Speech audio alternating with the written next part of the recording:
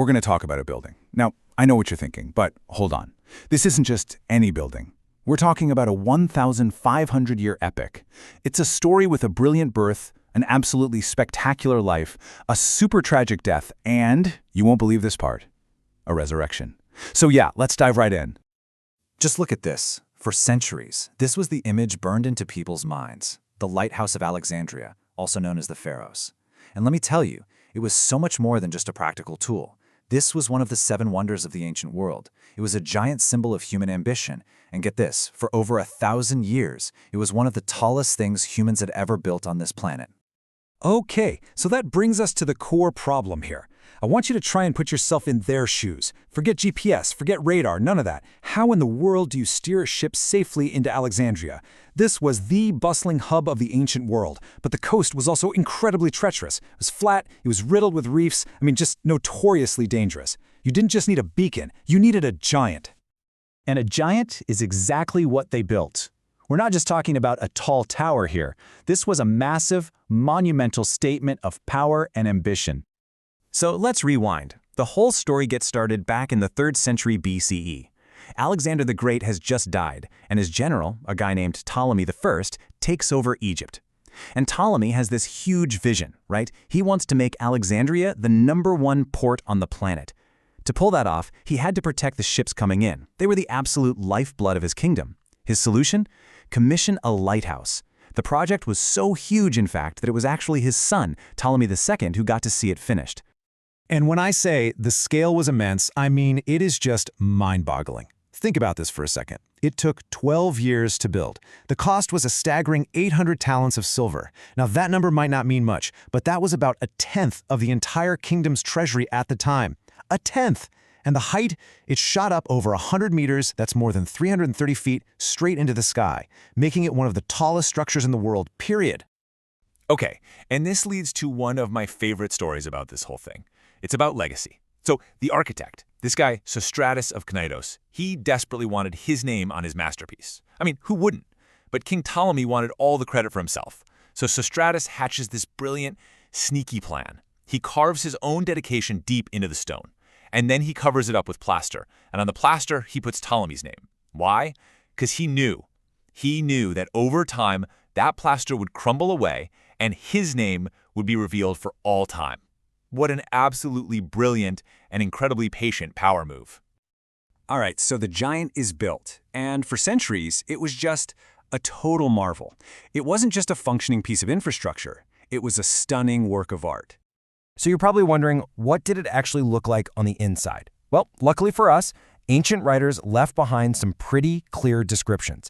And let me tell you, this was not a simple, empty tower. No way. This was a complex, multi-purpose building filled with rooms, ramps, and a really sophisticated internal structure. The whole design was super unique, made of 3 distinct parts that got smaller as they went up. At the bottom, you had this massive square base. It was basically a fortress, with administrative rooms and a huge internal ramp. Then, sitting on top of that, was an 8-sided, an octagonal middle section. And right at the very top, you had a round, cylindrical tier. And that is where the real magic happened. You see, the lighthouse had 2 jobs. During the day, there was this massive, polished mirror, probably made of bronze, that would catch the sun and shoot out this incredible beam that you could see for miles. Then at night, they'd light a giant bonfire up there, and its glow could guide ships from as far as 29 miles away. But it was also this stunning piece of art, right? A vertical sculpture gallery covered in statues, with a colossal statue of a god, maybe Poseidon, maybe Zeus, right at the very peak. Incredible. But you know how it goes. Nothing built by human hands lasts forever. And the lighthouse, it didn't go down in some big, dramatic event. Its end was slow. It was this agonizing, drawn-out process that took centuries.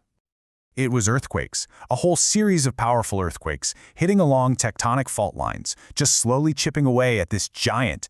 The first really big hit was in 956 AD. That one knocked the whole top section clean off. But the fatal blow, the one that really finished it, struck from Crete in 1303. It just shattered the structure, left it a ruin. And by 1480, the story was over. They took the last of its stones and used them to build a fort, right on the very spot where it used to stand. And we actually have this incredible eyewitness account of its decline.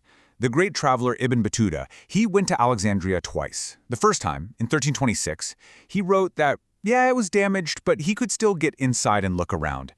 But when he came back just 23 years later, it was so destroyed that he couldn't even get in. It's just this heartbreaking, first-hand account of its final, sad collapse. So for nearly 500 years, the lighthouse just vanished. It was gone. It only existed in old books and in people's memories. But, and this is the amazing part, the story doesn't end there.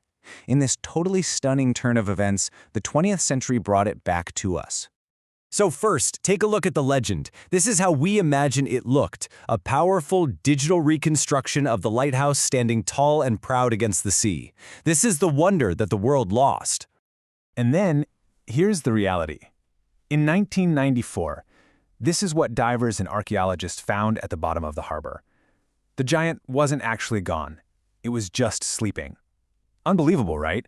Massive granite blocks, huge columns, entire statues, all just lying there, right where they fell all those centuries ago. The sheer number of artifacts they've cataloged is just breathtaking. Over 3,300 separate pieces. And we're not talking about small pebbles here. We're talking about huge granite blocks that weigh up to 60 tons apiece, entire sphinxes from earlier eras, and bits of giant obelisks, all just sitting under the water, perfectly preserved. And you know, the lighthouse's influence started almost as soon as it was built. Check this out. On the left, that's a tomb built around the same time. You can see it, right? It's like a scaled-down replica using the exact same three-tiered structure. This architectural DNA, it just spread all over the ancient world, and you can even see its influence in the design of early Islamic minarets. And that legacy is still very much alive today. A sleek, stylized image of the lighthouse is the proud civic symbol of the city of Alexandria. It's right there, on its official flag. So even though the building itself is long gone, the idea of it, that's still the heart and soul of the city's identity. But maybe the most enduring legacy is in our language itself. So the lighthouse was built on this little island called Pharos. The name became so famous, so iconic, that it literally became the word for lighthouse in a ton of languages. So every time someone in France says fair or faro in Spain and Italy, they are literally echoing the name of this ancient wonder. How cool is that? Which kind of leaves us with one final thought, doesn't it? The story of the Pharos is obviously about loss, but it's also this incredible, powerful story about rediscovery. And it really makes you wonder, if a giant can hide for half a millennium just beneath the waves, what other secrets from our past are out there, just waiting for us to look?